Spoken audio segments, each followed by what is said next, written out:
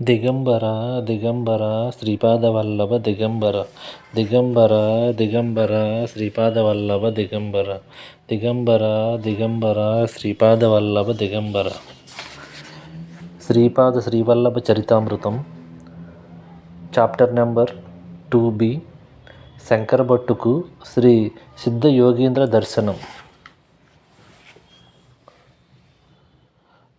ప్రాణములు ఇచ్చిన వానికే ప్రాణములు తీయ అధికారం కూడా ఉండును కనుక అటువంటి అధికారము భగవంతునికి తప్ప మరెవరికి ఉండదు. కానీ మీ పితృదేవతల్లోని కొందరు శ్మశాన కాళికా సాధన చేసి దానితో అయిష్టులైన వారిని ఎందరినో తమ మంత్ర ప్రభావంతో చంపియుండిరి. ఆ విధముగా కొందరి యొక్క అసహజ మరణమునకు కారణభూతులగుట వలన వారికి మహాపాపము కలిగినది. ఆ మహాపాప వశమున వారు సర్పజన్మమెత్తినవారు. అయితే శ్రీపాదుల వారి కరుణ పొందిన నీవు వారి వంశములోనే జన్మించుట వలన నీ రుధిరము అంటే నీ రక్తము వారికి కూడా కొంత సంబంధితమై ఉండును. ఆ స్వల్ప పుణ్యము వలన ఈ సంఘటన జరిగి వారికి ఉత్తమ గతులు లభించినవి. అయ్యా, బ్రాహ్మణుడు సత్యాన్వేషిగా ఉండవలెను. క్షత్రియుడు ధర్మమునకు బద్ధుడై ఉండవలెను. వైశ్యుడు వ్యవసాయంబును గోవులను రక్షించుట క్రయ విక్రయాది కుశల వ్యవహారములను సల్పవలెను. కావున శాంతి స్వరూపుడై ఉండవలెను. శూద్రుడు ప్రేమ స్వరూపుడై సేవలను సలుపవలెను. అయితే భగవదనుగ్రహ ప్రాప్తికి జాతి కుల ధనిక పేద అనడి భేదమేమీనూ ఉండదు. బ్రాహ్మణుడు క్షత్రియ ధర్మమును పాటించి రాజు కావచ్చును. క్షత్రియుడు బ్రహ్మజ్ఞానమును అపేక్షించినప్పుడు బ్రాహ్మణ ధర్మమును అనుసరించవచ్చును. వైశ్యుడైన కుసుమశ్రేష్ఠి క్షత్రియ ధర్మమును పాటించి రాజరికము చేయలేదా? శత్రువును చంపుట అనునది బ్రాహ్మణ ధర్మము ప్రకారము దోషమైనది, కానీ క్షత్రియ ధర్మము ప్రకారము విహితమైనది. నీవు బ్రాహ్మణుడవు, సత్యాన్వేషివి కావున అహింస నీకు పరమధర్మము, కానీ కషాయవానికి మాత్రము కాదు. కావున మానవుడు చేయు కర్మల వలన ఫలితము సక్రమముగా ఉండవలెనన్న తాను ఏ కులమునందు జన్మించినను తాను అనుసరించు ధర్మమునకు తగినట్లుగా కర్మలను సలుపుచుండవలెను. నీవు ప్రస్తుతము రోగగ్రస్తుడు కనుక వైద్యుని వద్ద ఉండుట శ్రేయస్కరము, విహితము. అందువలననే నీవు నా వద్దకు రప్పించబడితివి. శ్రీపాద శ్రీవల్లభులు మనలను ప్రతిక్షణము గమనిస్తూనే ఉంటారని తెలుసుకొనవలసినది. నీవు చిన్నప్పుడు విష్ణుమూర్తి ధ్యాన శ్లోకము పఠించుచు వినోదముగా నీ తోటివారితో వదురుచుండెడివాడవు. శుక్లాంబరధరం విష్ణు శశివర్ణం చతుర్భుజం ప్రసన్నవదనం ధ్యాయేత్ సర్వవిఘ్నోపశాంతయే అను శ్లోకమునకు వినోదము కొరకు తప్పుడు అర్థమును చెప్పెడివాడవు. శుక్లాంబరధరం అనగా తెల్ల బట్టలను ధరించున్నది అనియు, విష్ణు అనగా అంతటా ఉండునది అనియు, శశివర్ణం అనగా బూడిద రంగుతో కూడినదనియు, చతుర్భుజం అనగా 4 కాళ్ళు కలిగినదనియు, ప్రసన్నవదనం అనగా వాండ్ర పెట్టినప్పుడు ప్రసన్నమైన ముఖము కలిగినదనియు, సర్వ విఘ్నములు శాంతించుటకు అటువంటి గాడిదను ధ్యానించుచున్నాను అని చెప్పేడివాడువు. అయ్యా శంకరభట్టు, శ్రీదత్త ప్రభువు బహు చమత్కారి. నీవు వినోదము కొరకు చేసిన తప్పుడు పనులను కూడా ప్రభువు తన సన్నిధానములో సరిదిద్దును. రజకులు నిన్ను తమ గాడిద మీద నా వద్దకు తీసుకుని వచ్చిరి. అప్పుడు నీవు దుమ్ము ధూళితో బూడిద రంగులోనే ఉంటివి. నడువలేక ఒక్కొక్క పర్యాయము 2 చేతులను నేలకు ఆంచి నడిచి వచ్చితివి. ఆ విధముగా నీవు సర్పముల బారి పడకుండా ఉండగలనని భావించి చతుర్భుజుడువై ఆయాసపడుతూ మేడి చెట్టు వద్దకు వచ్చినను గండమును తప్పించుకొనలేకపోతివి.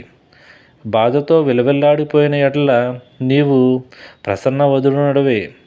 ఆఖరికి నీవు చర్మకారుల పల్లెకు చేర్చబడితివి.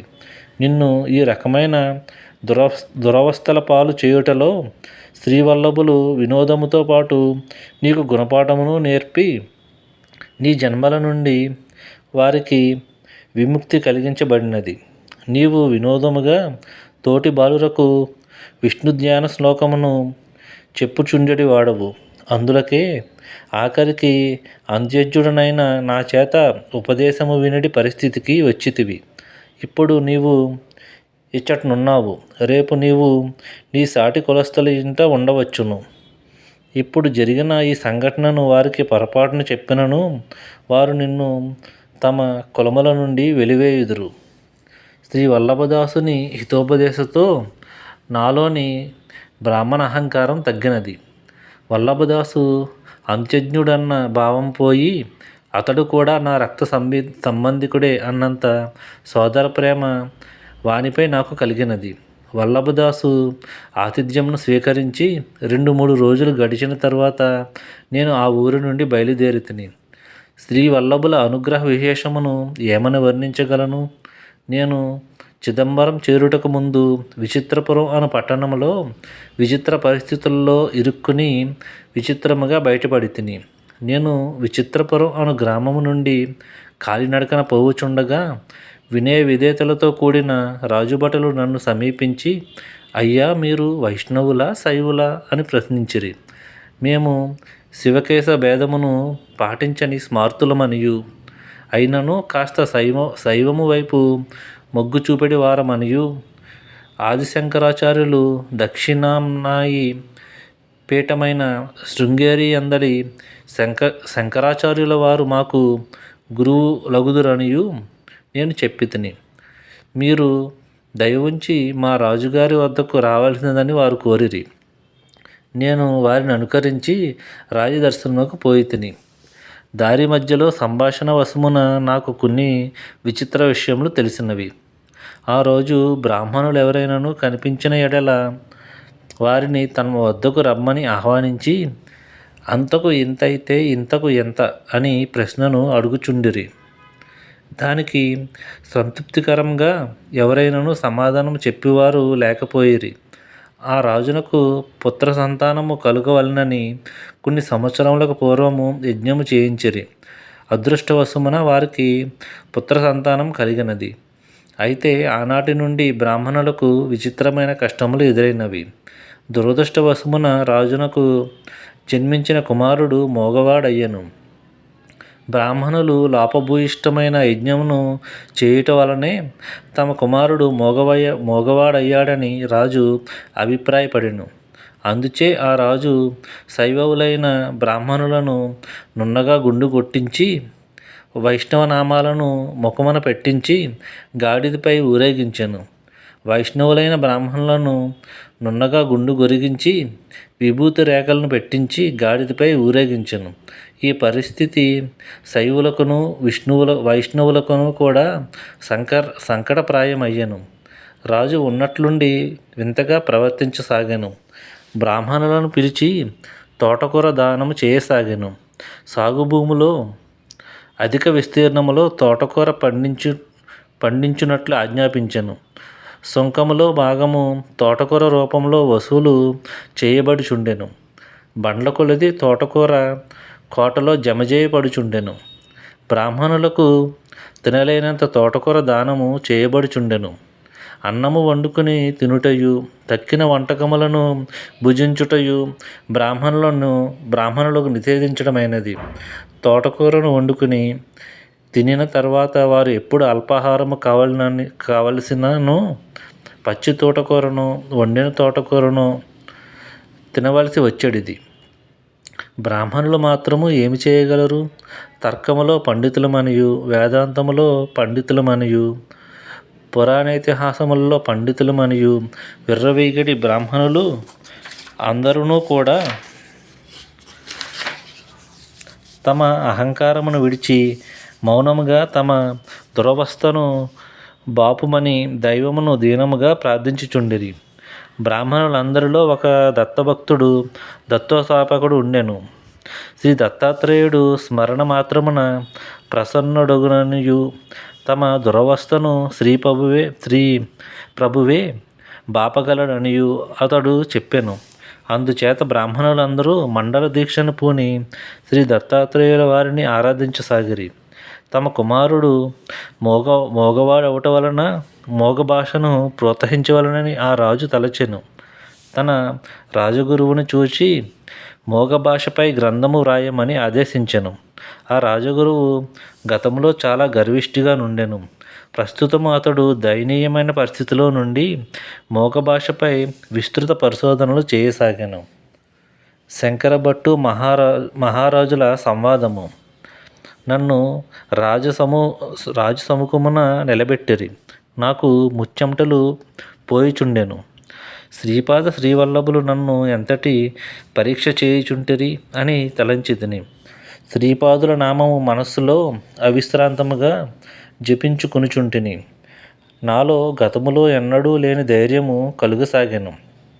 రాజు అందరినీ ప్రశ్నించినట్లే నన్ను కూడా అంతకు ఎంత అయినా ఇంతకు ఎంత అగును అని ప్రశ్నించెను. ఇంతకు ఇంతే అని గంభీరముగా బదులిచ్చితిని. రాజు విభ్రాంతుడై ఈ విధముగా వచించెను. మహాత్మా, మీరు చాలా గొప్పవారు. మీ దర్శన భాగ్యం వలన నేను ధన్యుడనైతిని. నాకు ఈ మధ్యనే పూర్వజన్మ జ్ఞానము మేల్కొన్నది. నేను గత జన్మలో బహు భేదవాడినైన బ్రాహ్మణుడును. నా ఇంటిలో తోటకూరను పెంచుచుంటిని. అడిగిన వారికి లేదనకుండా తోటకూరను దానం చేసేటివాడును. నా నుండి తోటకూర దానం పొందిన బ్రాహ్మణులు నాకంటే కూడా ధనికులు, అన్నపానములకు లోటు లేనివారు. వారు నా నుండి దానము పొందుటయే గాని ఏనాడు నాకు సహకరించలేదు, నాపై దయచూపలేదు. ఆబ్దికములకు కానీ వివాహములకు కానీ వారి తరపున నన్ను పంపినప్పుడు విశేషముగా దక్షిణలు సంభావములు వచ్చేటివి. అందుండి 100 వంతులో 1 వంతు మాత్రమే నాకిచ్చి 99 వంతులు వారే స్వీకరించేటివారు. శ్రమ నాది, ఫలితం వారిది అన్నట్లుగా ఉండేటిది. పైగా నాకు ఇంటి నుండి తోటకూరను ఉచితంగా పొందేటివారు.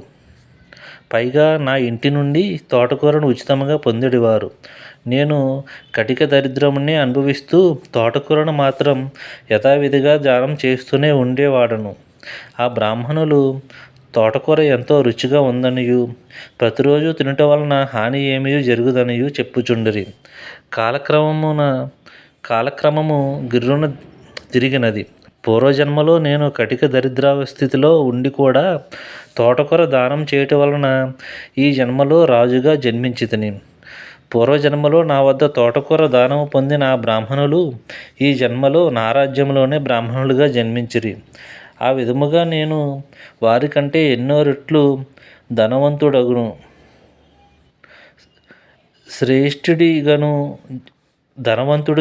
శ్రేష్ఠుడిగాను జన్మించితిని. తోటకూర దానం చేయుట వలన రాజైతిని కదా, మరి ఇప్పుడు అప్పటికంటే ఎన్నో రెట్ల బండ్ల కొలది తోటకూర దానము చేయుచున్నాను. ఈ దానమునకు ప్రతిఫలముగా నేను పొందబోవు మహోన్నత స్థితి ఏమిటి అని ఈ వింత ప్రశ్నను వేసితిని.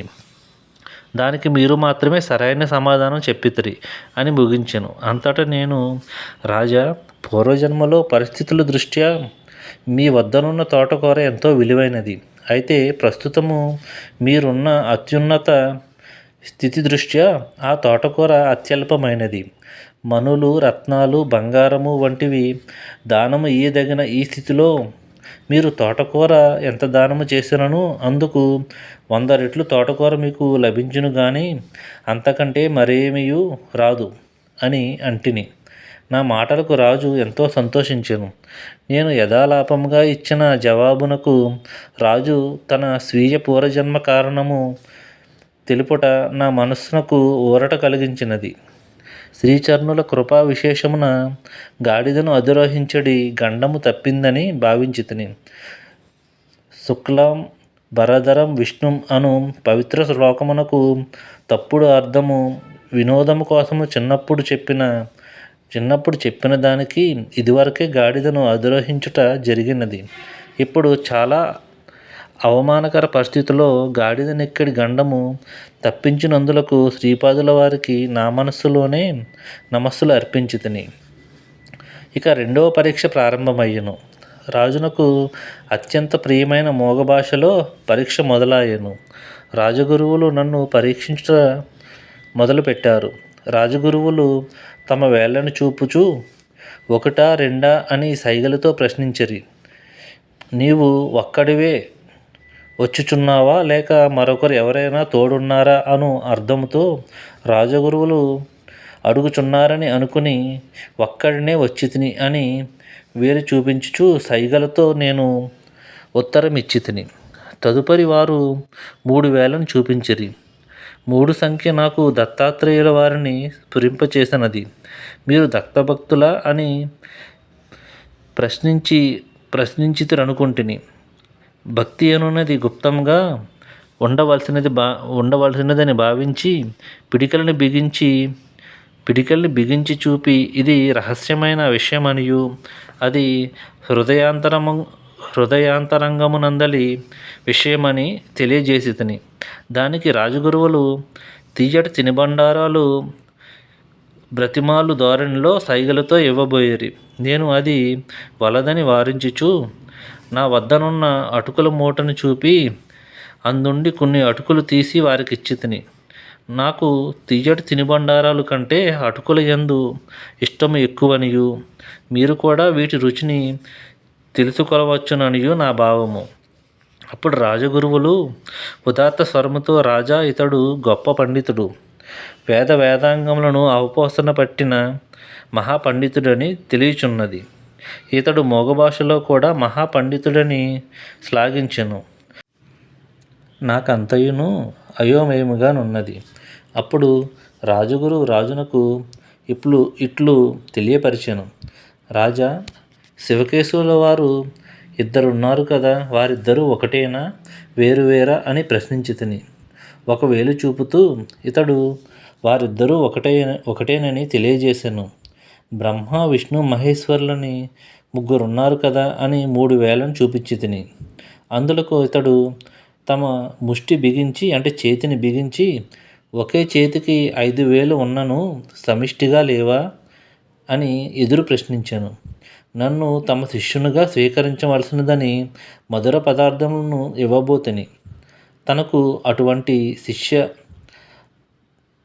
ప్రతిజ్ఞలు గోల ఏమీ లేదనియు కుచేలుని వలె తను సంతుష్టితో జీవించే వ్యక్తిననియు తెలియజేయుచు నా అభ్యర్థనను కాదని తన వద్దనున్న అటుకులను నాకిచ్చెను. నేను దిగ్భ్రాంతుడనైతిని. ఆహా, లోకములోని మనస్సులు, వాటి ఆలోచనలు, అర్థము చేసుకుని పద్ధతులు ఎంత విభిన్నమైనవి అని ఆశ్చర్యపోతిని. ఇంకా 3వ పరీక్ష, ఆఖరి పరీక్ష. రాజగురువు చమకములోని పనసలను చదువుతూ వాటి అర్థమును వివరించమనెను. శ్రీవల్లభులను తలుచుకుని నాకు తోచిన రీతిగా ఇట్లు వ్యాఖ్యానించితిని. యాకాచమే అనగా 1, త్రిసత్యమే అనగా 1కి 3 కలిపి వర్గమూలమును కనుగొనగా 2, పంచచమే అనగా 4నకు 5 కలుపగా 9 వచ్చును, దాని వర్గమూలము 3 అగును. సప్తచమే అనగా ఇందాక వచ్చిన 9కి 7 కలుపగా 16 వచ్చును, దానికి వర్గమూలము 4. నవచమే అనగా ఇందాక వచ్చిన 16కు 9 కలుపగా 25 వచ్చును, దానికి వర్గమూలము 5. ఏకాదశచమే అనగా ఇందాక వచ్చిన 25నకు 11 కలుపగా వచ్చిన 36నకు వర్గమూలము 6. త్రయోదశచమే అనగా 36నకు 13 కలిపి వర్గమూలము కనుగొన్న 7 వచ్చును. పంచదశమే అనగా 49కి 15 కలిపిన 64 వచ్చును, దాని వర్గమూలము 8. సప్తదశచమే అనగా 64నకు 17 కలిపిన 81 వచ్చును. దాని వర్గమూలము 9. నవదశ చమే అనగా 81కి 19 కలుపగా 100 వచ్చును. దాని వర్గమూలము 10. ఏకవింశతిచ్చమే అనగా 100కు 21 కలుపగా 121 వచ్చును. దాని వర్గమూలము 11. త్రయోవింశతిచ్చమే అనగా 121కి 23 కలుపగా 144 వచ్చును. దానికి వర్గమూలము 12. పంచవింశతిచ్చమే అనగా 144కి 25 కలుపగా 169 వచ్చును. దాని వర్గమూలం 13. సప్తవింశతిచ్చమే అనగా 169కి 27 కలుపగా 196 వచ్చును. దాని వర్గమూలము 14. నవవింశతిచ్చమే అనగా 196కి 29 కలుపగా 225 వచ్చును. దానికి వర్గమూలం 15. ఏకత్రీంశచుత్ అనగా 225కి 31 కలుపగా 256 వచ్చును. దాని వర్గమూలము 16. త్రయోవింశతిచ్చమే అనగా 256కి 33 కలుపగా 289 వచ్చును. దాని వర్గమూలము 17. పంచవింశతిచ్చమే అనగా 289కి 35 కలుపగా 324 వచ్చును. దాని వర్గమూలము 18. సప్తత్రింశతిచ్చమే అనగా 324కి 37 కలుపగా 361 వచ్చును. దాని వర్గమూలము 19. నవవింశతిచ్చమే అనగా 361కి 39 కలుపగా 400 వచ్చును. దానికి వర్గమూలం 20. అయితే నా వ్యాఖ్యానము సభలోని పండితులను ఎంతగానో అలరించినది. నా వ్యాఖ్యానము నాకే ఆశ్చర్యముగా తోచినది. మరల నేనిట్లు వచించితిని. ఇదంతయును పరమాణువుల యొక్క రహస్యము. ఇది కానాద మహర్షికి తెలియను. పరమాణువుల సూక్ష్మకణములు సంఖ్యా విభేదమును బట్టి వివిధ ధాతువులు ఏర్పడును. శ్రీపాద శ్రీవల్లభుల కృపా విశేషము వలన పై విధముగా నేను విచిత్రపురము నుండి విచిత్రముగా బయటపడితిని. దిగంబర దిగంబర శ్రీపాద వల్లభ దిగంబర దిగంబర దిగంబర శ్రీపాద వల్లభ దిగంబర దిగంబర దిగంబర శ్రీపాద వల్లభ దిగంబర. శ్రీపాదరాజం శరణం ప్రపద్యే. Thank you for watching. అధ్యాయం నెంబర్ 3. శంకర భట్టునకు పళనిస్వామి దర్శనం, కురువపుర సందర్శనం. ఈ చాప్టర్ని నెక్స్ట్ వీడియోలో తెలుసుకుందాం. Thank you.